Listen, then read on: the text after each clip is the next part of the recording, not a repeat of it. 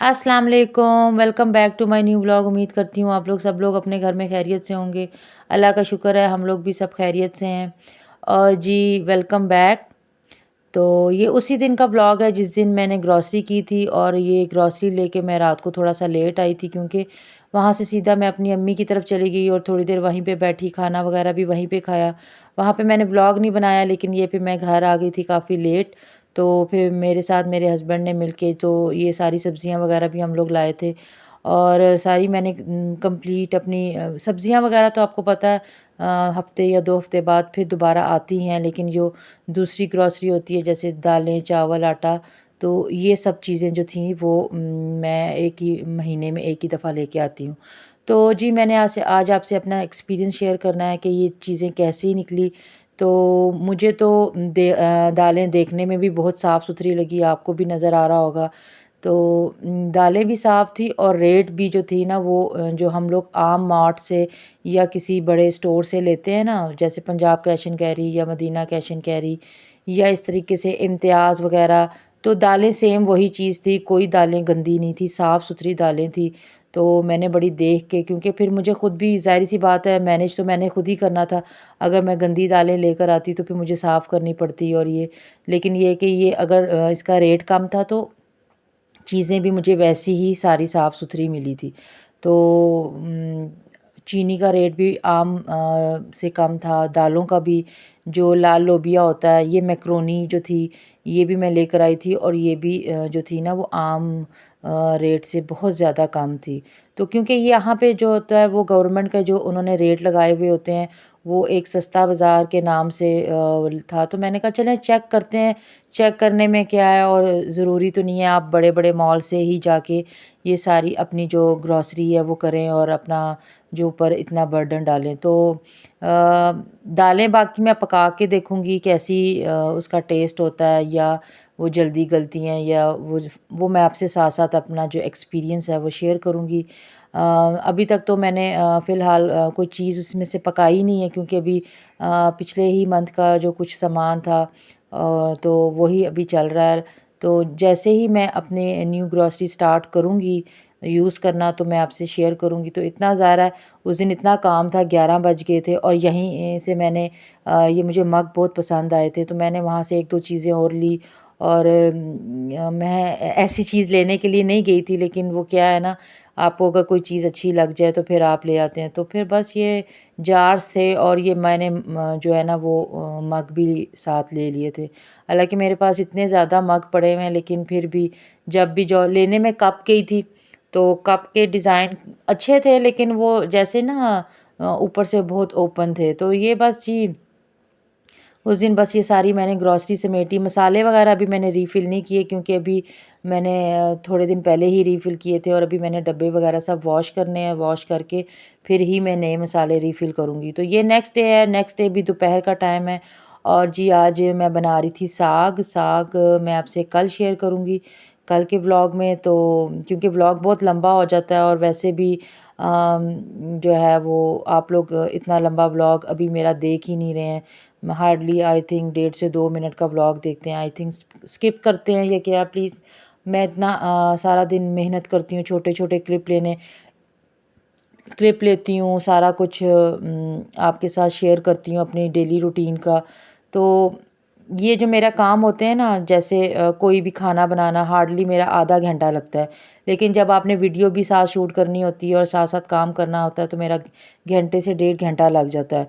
तो बस जी ये फिर दोपहर को महद आ गया था स्कूल से, तो मैंने क्योंकि परसों मैं अम्मी की तरफ गई हुई थी, तो वो फिर मैंने कुछ बनाया हुआ नहीं था सालन, तो मैंने कहा चले फिर वो खुश होके खा लेता है, ये आलू के ऊपर बेसन वगैरह लगा बना के दे देती हूँ ना इसको इस तरह से पकोड़े, तो वो खुश होके खा लेता है। तो फिर जब मैंने फ्रिज देखा है तो फ्रिज में आटा भी गूंदा हुआ नहीं था। तो ये भी बहुत मुश्किल होती है जब आप जब भी कोई काम करने लगते हो। तो खैर जितनी देर तक वो फ्रेश हो रहा था तो उतनी देर तक मैंने अल्हम्दुलिल्लाह खाना बना लिया हुआ था। तो बस पकोड़े भी निकल रहे थे साथ साथ, और मैं जल्दी जल्दी में रोटियां बना रही थी। तो मैंने उसको कहा आप साथ-साथ खाएँ, लेकिन वो कहता है नहीं मैं आपके साथ ही खाऊँगा, आप एक ही दफ़ा जो है वो बना लें। तो बस ये था कि मैं रोटी बना रही थी, तो बस मेरे ज़हन में भी उस दिन नहीं रहा कि मैंने ज़्यादा रोटी बना ली, तो क्योंकि जब पकोड़े बने हो ना तो वो रोटी कम खाता है और जो है वो फिर पकोड़े वगैरह ही ऐसे केचप वगैरह के साथ या चटनी के साथ खाता है। तो उसके बाद फिर ये शाम का टाइम था, शाम से थोड़ी देर पहले का टाइम था, मैं माहत को पढ़ा के फ़ारिग हो गई हुई थी। तो मैंने साग वगैरह काटा था, तो साथ-साथ उसको मैं पढ़ा रही थी, उसकी वीडियो मैं आपसे कल शेयर करूँगी। तो क्योंकि वीडियो बहुत लंबी हो जाती है और मैंने कहा चलें पूरी आपके साथ साग की रेसिपी भी शेयर कर लूँगी कि मैं किस तरीके से साग बनाती हूँ। तो ये फिर मैं साथ-साथ आ गई थी किचन में बर्तन समेटने, क्योंकि आप एक दिन भी घर से बाहर जाएँ ना तो फिर आपकी पीछे से घर की रूटीन ही चेंज हो जाती है। जब सब कुछ आपने अकेले ही सब कुछ मैनेज करना हो ना, कोई आपका साथ सपोर्ट करने के लिए या आपकी कोई हेल्प करने के लिए ना हो, घर भी बाहर भी। तो वैसे तो ग्रॉसरी वगैरह मैं अपने हस्बैंड के साथ ही जाके करती हूँ। लेकिन उस दिन क्योंकि बाई चांस मेरे भाई जा रहे थे, तो फिर मेरे हस्बैंड का फ़ोन भी आया कि भई वो जा रहे हैं तो आप ले आएँ। फिर समटाइम्स ये होता है ना, वीकेंड पे भी उनको छुट्टी नहीं होती है।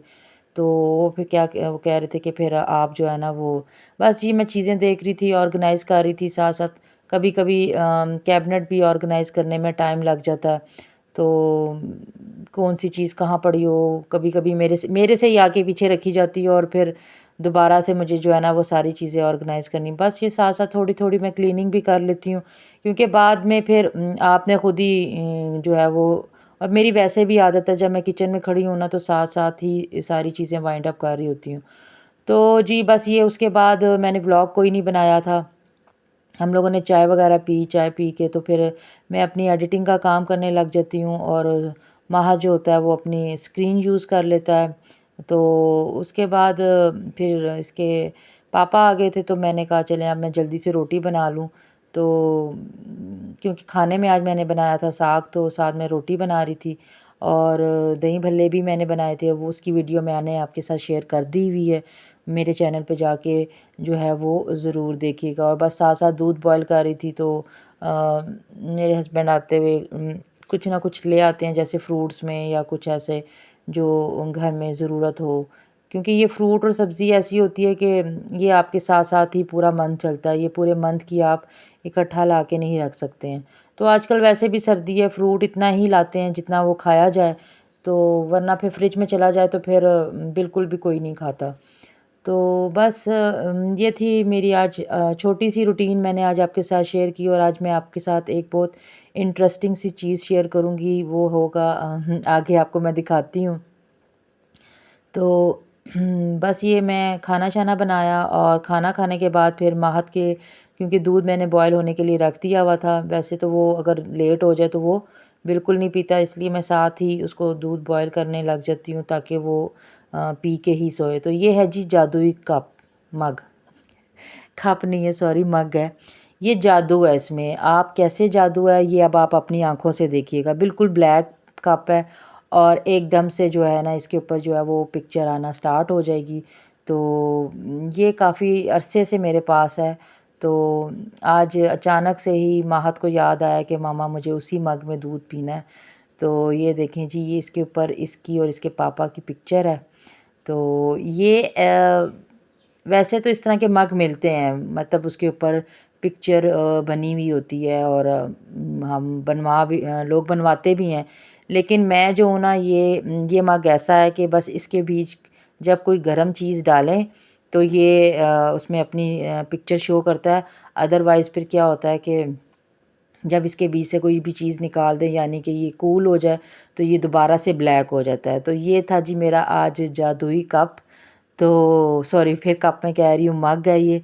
तो ये मेरे पास बहुत पुराना है, मैंने अपने हस्बैंड को अपनी एनिवर्सरी में जो है वो गिफ्ट किया था स्पेशली बना के। तो बहुत पुराना है मेरे पास। तो आज बस फिर मेरे बेटे को ख़्याल आया। थैंक यू फॉर वॉचिंग जी, अल्लाह हाफ़िज़।